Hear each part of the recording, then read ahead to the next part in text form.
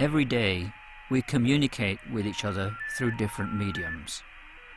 We often take for granted the privacy of these communications. But what if this wasn't the case? What if someone was intercepting them? What if it was our own government?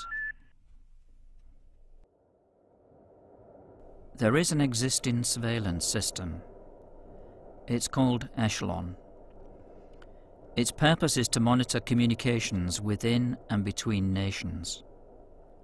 But some believe it's used to spy on us, their own people. Is this the case?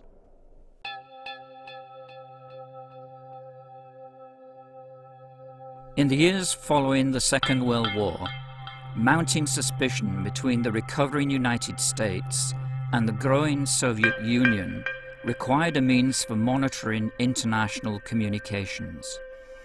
The secret UK-USA agreement, signed in 1947, created the foundations of what would become Echelon.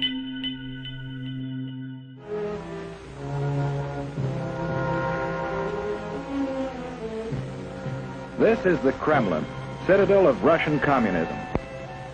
Looking at Russia, we might see it as a country to be studied, as we study other nations of the world. Yet we know that Russia today is regarded as a grave threat to our nation. During the dark and frightening days of the Cold War, the West incorporated satellites into their monitoring of the USSR. As the Cold War advanced, so did the technology, to the point where any communication anywhere in the world could be captured. The Soviet Union collapsed, and the systems remained.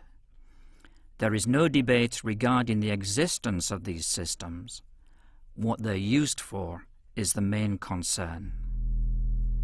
The government is reluctant to share any information about Echelon.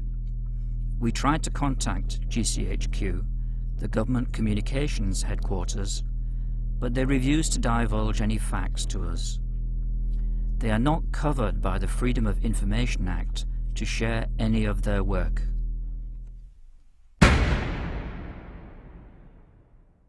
What is known is that information is shared between them and our allies for diplomatic, military and commercial uses.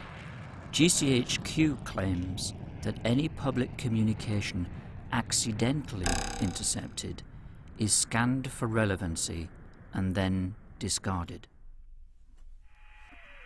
They are scanned by Echelon dictionaries looking for keywords and patterns. 1 in 1,000 interceptions are seen by a human eye, and 1 in 1,000,000 result in action by the agency. There is no malice or ulterior motive. It's solely for national security.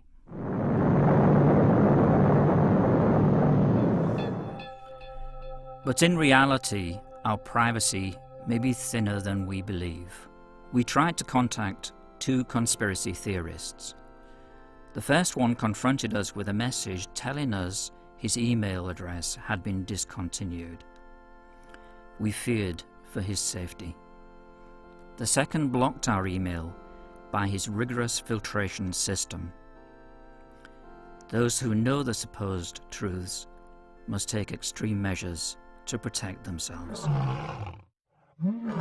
The theorists claim that every communication sent or received is intercepted and analyzed by the Echelon system. Its simple design stations, positioned all over the world, capture all satellite, microwave, cellular and fiber optics communication traffic. It can even hack into baby monitors. Patrick Poole, a government and economics lecturer at Bannockburn College in Franklin, Tennessee, and noted Echelon theorist, states, "In some cases, such as the NSA's Menwith Hill station in England, surveillances are conducted against citizens on their own soil and with the foreknowledge and cooperation of their government." Some distrust the reliability of the Echelon system. Sometimes the dictionaries find meaning where there is none, and other times they brand relevant information as redundant. In America, a woman was on the phone telling her friend about her son's abysmal performance in a school play the previous night, describing his performance as bombing. Allegedly, those listening then placed her on a terrorist list. Civilians aren't the only people to be monitored by Echelon. Communications by politicians, organizations like Amnesty International, and even the Catholic Church are reportedly intercepted by Echelon. Margaret Newsham, when working for Lockheed Martin in 1979, one of the companies involved in Echelon's creation, claimed to witness the phone tapping of US Senator Strom Thurmond. She was one of the first people to publicly speak out about Echelon's alleged misuse.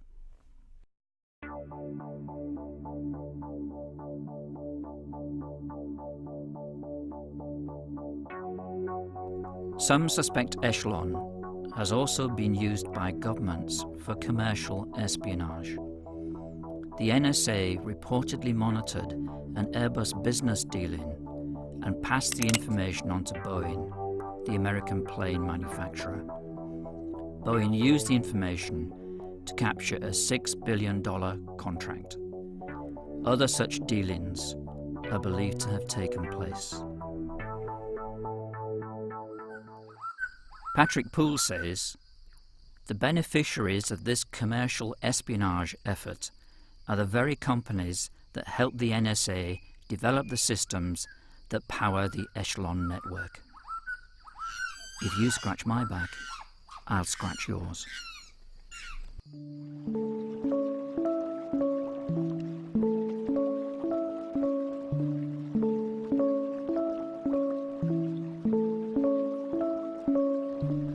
As personal communication becomes more and more embedded into everyday life, we need to take into account who could be listening.